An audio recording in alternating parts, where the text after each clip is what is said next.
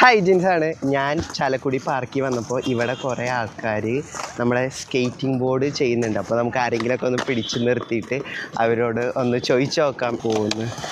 ചേട്ടാ ഒന്ന് ചേട്ടാ ഒന്ന് നിങ്ങൾ എത്ര നാളായി സ്കേറ്റിംഗ് തുടങ്ങിയിട്ട്? ഞാൻ 2 കൊല്ലം ആവുന്നു. ഡെയിലി സ്റ്റേ ചെയ്യോ? ഡെയിലി. ഇതെങ്ങനെയാ ഇതിന്റെ സംഭവങ്ങളൊക്കെ? യൂട്യൂബ് നോക്കി പഠിച്ചതാ. ആണല്ലേ? സ്റ്റാർട്ടിങ് റോഡിലേക്ക് ചെയ്താറുണ്ട്, പോലെ സ്ഥലമൊന്നും ഉണ്ടായില്ല. ഓക്കെ. യൂട്യൂബൊക്കെ നോക്കി പഠിച്ച് കോച്ചിങ് കൊടുക്കുന്നുണ്ട്. ആണല്ലേ? അപ്പൊ പിള്ളേർക്കൊക്കെ പഠിപ്പിച്ചു കൊടുക്കൂ? ഇതെങ്ങനെയാ സംഭവം ചെയ്യുക? ജസ്റ്റ് ഒന്ന് കാണിച്ചു തരുമോ? ഇങ്ങനെയാണ് ഓടിക്കുന്നത്. അപ്പൊ അതേ ആള് അവിടെ പോയിട്ട് തിരിച്ചു വരുന്നുണ്ട് കേട്ടാ. അതാ കറക്കുന്നതിന്റെ സംഭവം കണ്ടോ? ഇതെങ്ങനെ ഇതിന്റെ ബ്രേക്ക്? അയ്യോ,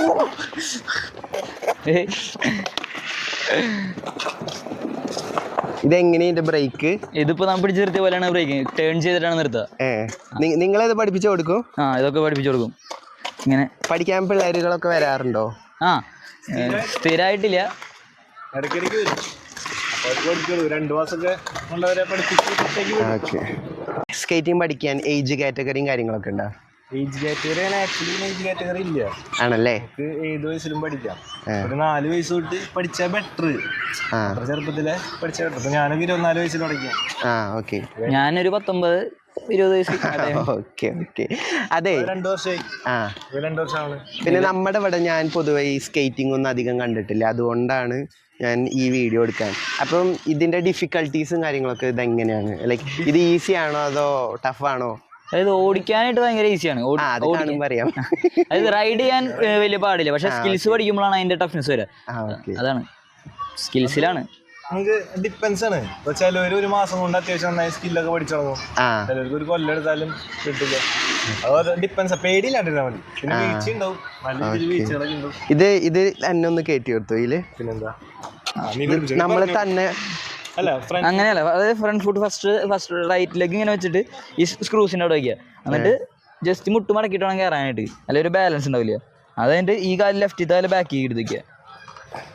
ബാക്കി എടുത്ത് വെച്ചോ, ബാക്കി ആ സ്ക്രൂസിൻ്റെ അവിടെ. എന്നിട്ട് പിന്നെ ഫ്രണ്ട് ഫുട്ട് ടേൺ ചെയ്യുക. ഫ്രണ്ട് ഫുട്ട് ട്വിസ്റ്റ് ചെയ്യുക.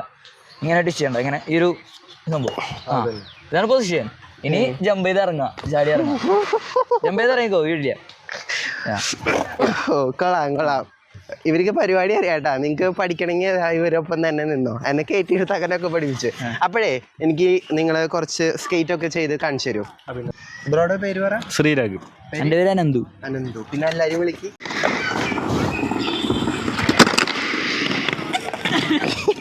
അപ്പൊ എല്ലാരും ഒരുമിച്ച് വരുന്നുണ്ട്.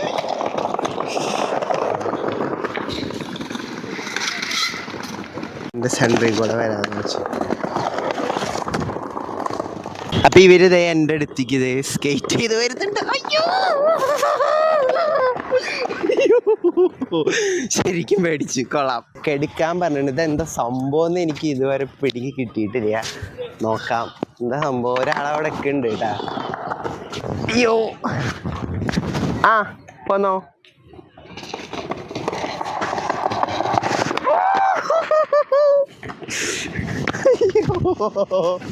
കൊള്ളാം, അതെനിക്ക് ഇഷ്ടപ്പെട്ടു.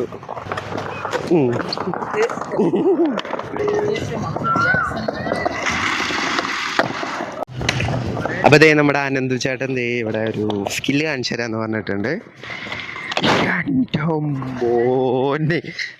എവിടെ സ്കേറ്റ് ചെയ്യുന്നതാണ് ഈ അറ്റന്നോട്ട്. പേര് പറയും. അതിൽ കൃഷ്ണ. എത്ര നാളായി തുടങ്ങിയിട്ട്? ഞാനൊരു 3 മന്ത്. ബ്രോയുടെ പേരെന്താ? എത്ര നാളായി? 3 മാസം. ബ്രോ? ഞാൻ അനന്തു. എത്ര നാളായി? ഞാനൊരു 2 കൊല്ലം. ശ്രീരാഗ്. എത്ര നാളായി? 2 കൊല്ലം. എബിൻ ബാബു. ഞാനൊരു 6 മന്ത്സ്. അത്രേ ഉള്ളൂ. ഓക്കെ. അത് മാത്രല്ല, ആള് സ്വന്തമായിട്ടൊരു സംഭവം ഉണ്ടാക്കിയിരിക്കണേ. അപ്പൊ താങ്ക് യു.